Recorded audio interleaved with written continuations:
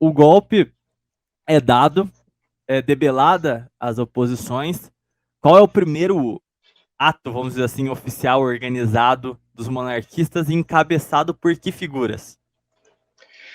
Olha, primeiro ato, difícil dizer, mas a gente começa a ver algumas resistências, né? A primeira delas, que se tem no registro, mesmo assim a data, se tem uma dúvida, se foi em 1890, se foi em 1895, que foi a fundação do Diretório Monárquico. Ora chamado Diretório Monárquico do Brasil, ora chamado Diretório Monárquico apenas, e ora chamado Diretório Monárquico do Rio de Janeiro, que foi criado pelo Visconde de Ouro Preto e outras figuras colocar assim, da antiga nobreza deposta, né? E na época, além de, em certa maneira, coordenar a resistência, coordenar o movimento, eu digo de certa maneira porque houve resistências espontâneas em várias cidades, houve no Pará, houve no Nordeste, então não se havia assim, um organismo central de regulação, isso era muito espontâneo. Mas ele tinha a figura de servir como um representante oficial da família no exílio, da família que estava exilada. Inclusive foi ao diretório, já a gente adiantando aqui um pouco na história, que a família imperial enviou a carta de renúncia de Dom Pedro de Alcântara, que era o filho mais velho da princesa Isabel, que abdicou da sua missão dinástica para se casar com uma jovem de baixa nobreza. Então eu costumo dizer o seguinte, o diretório era a pró-monarquia do século XVIII, século XIX, perdão.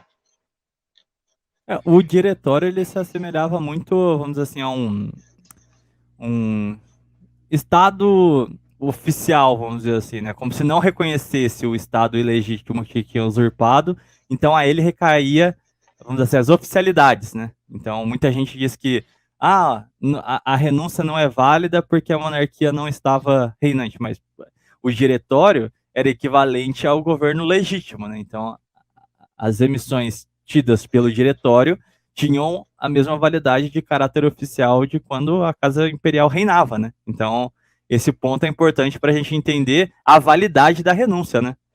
Sim, e o fato da família estar impedida de exercer a sua missão histórica não significa que a missão não exista. Ela apenas não está sendo exercida na sua totalidade. Mas ela é exercida, ela existe. A família imperial não deixou de existir por causa disso. O legado de Dom Pedro I, Dom Pedro II, a princesa Isabel, ele não se apagou com o golpe do 15 de novembro. Ele foi empalidecido, mas ele não acabou. Então, mais para frente, não sei se a gente vai chegar a falar nisso, quando a gente fala do plebiscito e do pós-plebiscito, a gente vai entender que, embora alguns membros da família imperial do ramo de Petrópolis aleguem que a renúncia não foi válida, na prática eles reconhecem essa denúncia. Não sei se eu já podemos ir para o plebiscito, Thiago? Para falar desse... Você quer fazer uma breve menção, mas a gente pode, você que sabe, se quiser já entrar no Vou assunto, fazer já que você tocou nele. uma breve menção. Quando teve o plebiscito de 93, lembrando que até 1987, era proibido a organização monárquica no Brasil. Partidária nem pensar, não partidária, uma coisa mais histórica, era algo questionável, geralmente não encheu o saco.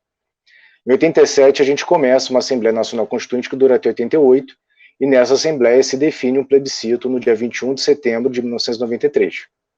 Esse plebiscito foi adiantado para o dia 21 de abril, ou seja, se trocou o dia da independência pela celebração do dia de Tiradentes, que já foi uma estratégia, e o resultado, todos sabem, que a monarquia perdeu.